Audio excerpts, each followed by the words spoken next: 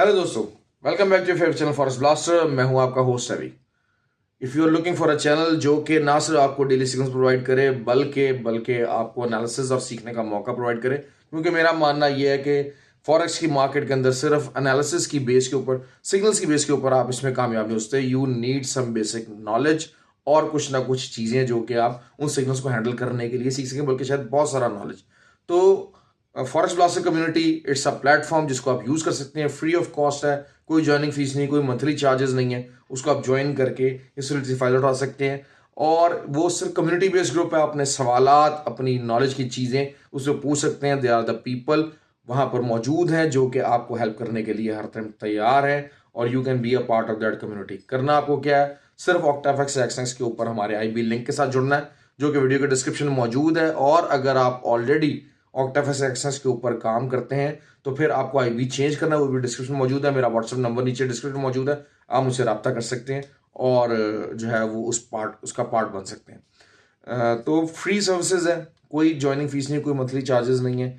और मैं हमेशा से बात करता हूँ कि आपको अवॉइड करना है कोई भी किसी भी किस्म के जो स्पैमिंग एरियाज हैं। मेरे नाम से जो है कुछ टेलीग्राम चैनल्स बने, फॉरेस्ट ब्लास्टर के नाम से चैनल बने हुए हैं, दे आर ऑल स्पैम्स। क्यों? क्योंकि मैं बिल्कुल बिल्कुल जो है वो अकाउंट मैनेजमेंट और अकाउंट हैंडलर्स के खिलाफ हूँ। ये सिर्फ आपका अकाउंट नुकसान करते हैं, आपको कभी फ़ायदा नहीं पहुँचाते हैं। आपको फ़ायदा पहुँचाएगी सिर्फ आपके अपने डिसीजन, आपकी अपनी ज़ात। So make sensible choices. बात कर रहे थे पिछला वीकली वीडियो मैंने बनाई थी, बहुत ज़बरदस्त रहा हमारा, बहुत अच्छे हमारे टारगेट हिट हुए, प्रॉफिट रन हुआ और सारा कुछ हुआ। अब बात कर लेते हैं मंडे को क्या होने वाला है। फंडामेंटल्स, जो कि आपको पता है कि मैं फंडामेंटल्स के ऊपर बहुत ज़्यादा एम्फोसाइज करता हूँ।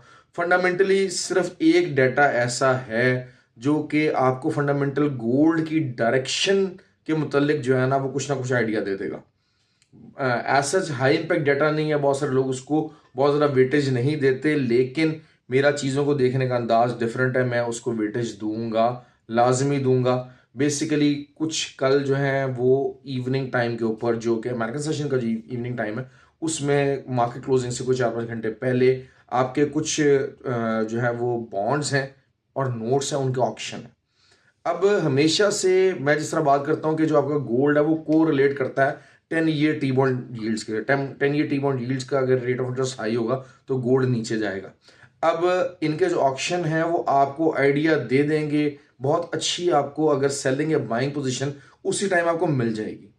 द मोमेंट अगर आप देखते हैं कि उनका जो प्रीवियस डाटा है, जो कि टी बॉन्ड जो कि थ्री वीक 4 वीक और 2 ईयर नोट ऑप्शंस हैं, ये सारे जो भी इंस्ट्रूमेंट्स हैं जो कि इन्फ्लेशन को कंट्रोल करने के लिए यूज होंगे, तो what they are gonna do, अगर इनका रेट ऑफ इंटरेस्ट इंक्रीज हुआ तो गोल्ड नीचे जाएगा, जिसके मुझे लगता है कि चांसेस यही हैं कि इनका रेट ऑफ इंटरेस्ट इंक्रीज होगा या मेंटेन भी रह सकता है, तब भी गोल्ड के नीचे ही आने के चांसेस हैं।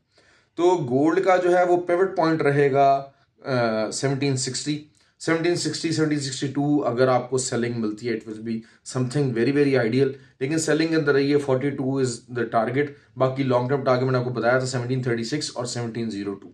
तो गोल्ड की सिंपल स्ट्रैटेजी है, जो लॉन्ग टर्म स्ट्रैटेजी है मैं उसी को देख रहा हूँ। और जस्ट इन केस वही बात है कि क्योंकि मैं भी गोल्ड के अंदर बहुत ज़्यादा बुलिशनेस, ट्रेंड रिवर्सल, एक कोई बहुत बड़ा ट्रेंड रिवर्सल नहीं है। Basically gold is something where it's gonna oscillate. जब तक अगले महीने का रेट ऑफ इंटरेस्ट चेंज नहीं होगा, गोल्ड इसके अंदर रेंज प्ले कर सकता है। तो ये एक इस टाइम के ऊपर गोल्ड की एक ऐसी रेंज मौजूद है जो अगले महीने के रेट ऑफ चेंज के मुताबिक, अगर इस रेंज के ऊपर चाहे आप बाय लें चाहे आप सेल लें, आप इसमें फंसेंगे नहीं।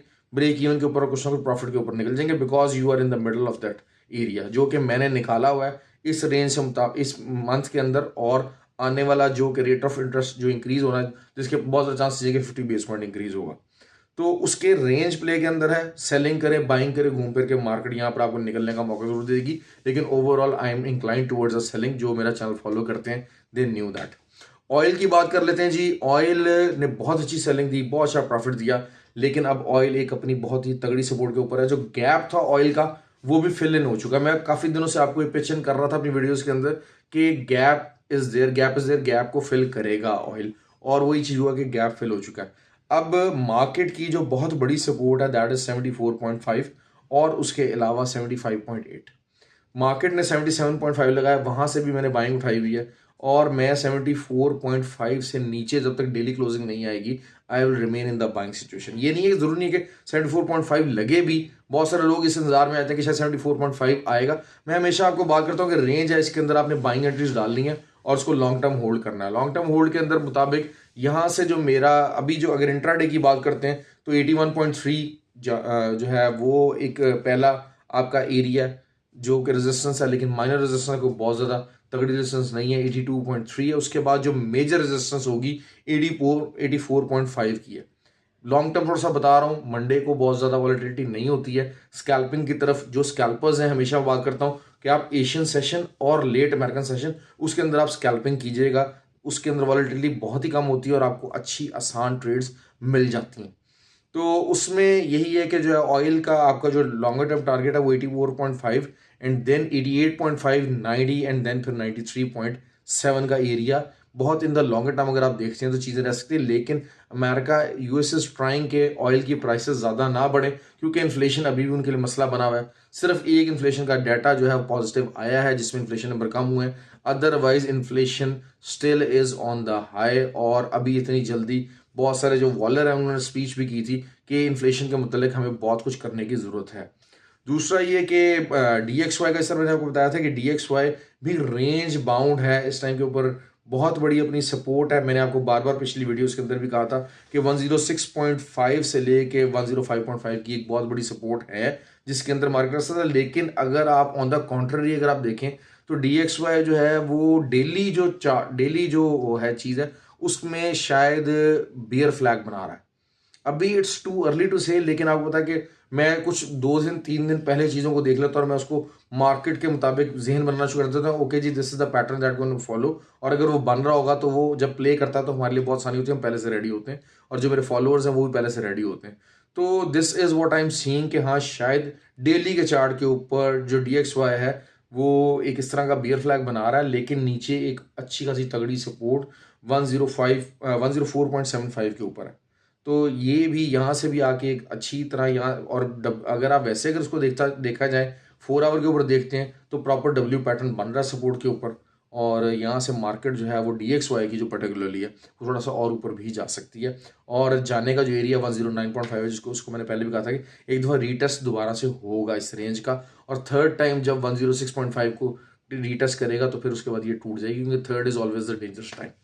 तो ये बात होगी। बाकी जो करेंसीज की मैं बात कर रहा था हमेशा से कि जो है यूरो है, इफ अगर नीचे आता है तो आप उसको बाय कीजिए। ऑल्दो के 1 से नीचे आना इस टाइम के ऊपर यूरो के लिए काफ़ी ज़्यादा एक मुश्किल लग रहा है। जब मैं आपको 0.98 था और 96 था, मैं बार बार कहता था इसको बाय कीजिए, इसको बाय कीजिए। बहुत सारे लोगों ने इसको बाय नहीं किया, उसने भी बात नहीं मानी, लोग सेलिंग फंसे। क्योंकि मैंने बार बार आपको एक ही बात कही थी कि यहाँ पर जो सेलिंग में फंसा तो फिर अगले 30 साल के बाद शायद यहाँ पर बाइंग में निकले या लॉस में कट करनी पड़ेगी।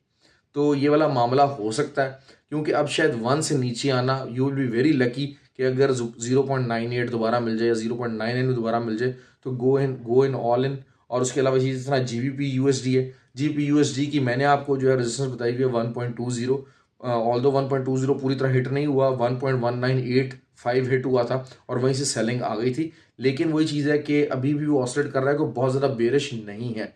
तो 1-2 दिन इस वीक के अंदर जैसे जैसे वीक चलेगा इंशाल्लाह हो सकता है कि ये 1.20 को भी ब्रेक कर दे। जो USD कैड है, ऑल्दो के जो है वो ऑयल स्ट्रांग होगा तो जो कैनेडियन डॉलर USD कैड है वो पेयर 1.30 तक टच मार सकता है। इस चीज़ को आप ध्यान में रखिएगा। आने वाले दिनों के अंदर शायद 1.30 भी इन द लॉन्गर टर्म उसका टारगेट हो सकता है। जब 1.358 के ऊपर था तो मैंने आपको बताया था कि 1.358 के नीचे 2 दिन अगर कैंडल क्लोज होगी तो मार्केट नीचे जाएगी, और एग्जैक्टली वही हुआ। और 1.358 एक अच्छी तगड़ी रेजिस्टेंस बन गई। अगर किसी ने लॉन्ग टर्म सेलिंग लेना चाह रहा है USD कैड के अंदर तो 1.3625 के SL के साथ लंबी सेलिंग ले सकता है जो कि 1.30 तक जाएगी। मतलब बहुत ज़्यादा लंबी से मुराद यही है कि इसमें कम से कम आपको 400-500 पिप्स मौजूद है और करेंसीज के अंदर 400-500 पिप्स की मूवमेंट वॉलेटिलिटी काफ़ी ज़्यादा होती है हमेशा से, क्योंकि करेंसीज में आपको थोड़ा सा पेशेंस दिखानी पड़ती है। ये चीज़ें आप टाइम के साथ साथ जो फ्री व्हाट्सएप ग्रुप है उसके अंदर लर्न करते रहेंगे। आप लोगों को बहुत सारी चीज़ें, क्योंकि हमेशा से टेक्निकल चीज़ें जो है ना वही बहुत ज़्यादा इंपॉर्टेंट नहीं होती। इट्स समथिंग वेरी साइकोलॉजिकली जो चीज़ों को हैंडल करना है, ट्रेड मैनेजमेंट, रिस्क मैनेजमेंट, ये सारी चीज़ें जो है वो उस ग्रुप के अंदर बहुत डिस्कस होती हैं। तो आई होप कि you will all join that group and learn the things from there. ख्याल रखें अपना जी, keep making profit and have a good day.